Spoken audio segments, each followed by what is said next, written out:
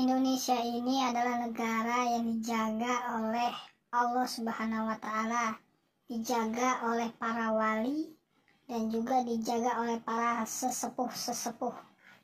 Para sesepuh-sesepuh Nusantara ini itu sudah sakti mandraguna.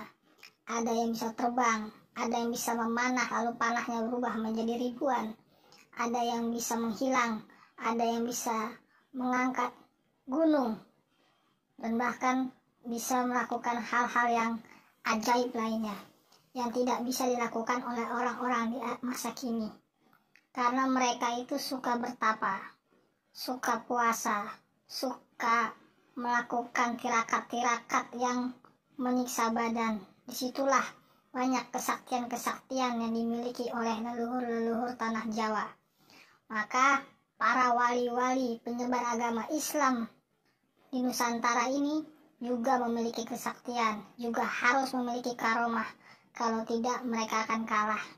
Disitulah Nusantara ini dijaga oleh mereka-mereka itu.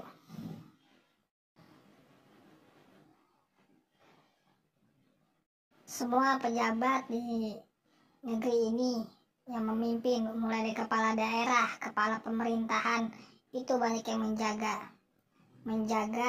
dijaga oleh para leluhur. Baik leluhur itu ada raja-raja, para sesepuh-sesepuh, atau para wali, atau juga dari kalangan angkara murka juga ada. Itu saling menjaga satu sama lain. Tujuannya agar Indonesia ini stabil, agar Indonesia ini baik. Maka sebenarnya konflik yang terjadi dalam politik di negeri ini itu sama-sama rekayasa, settingan dari para leluhur-leluhur juga. Nantinya akan diseleksi siapa yang bertahan, siapa yang tidak. Namanya leluhur tidak melihat seseorang itu agamanya apa, tapi yang dilihat adalah apakah ia hidup dan matinya untuk rakyat, apakah ia tulus untuk mensejahterakan rakyat, apakah ia tulus untuk membuat perubahan di negara ini. Itu yang dilihat. Maka mereka akan menitis ke siapapun, apapun agamanya di situ.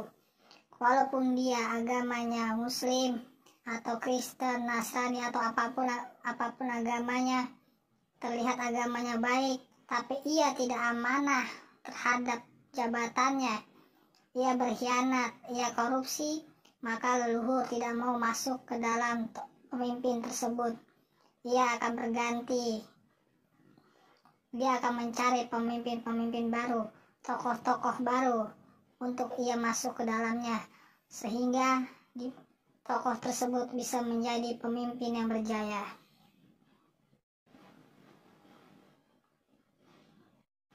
Kita lihat banyak orang yang dulunya jaya, dulunya dia memiliki kekuasaan, memiliki pengaruh, lalu bisa jatuh tiba-tiba. Itu karena leluhur sudah tidak ada lagi di badannya. Leluhur tersebut sudah berpindah ke tokoh lain yang dianggap lebih baik dan dianggap lebih bisa dipercaya.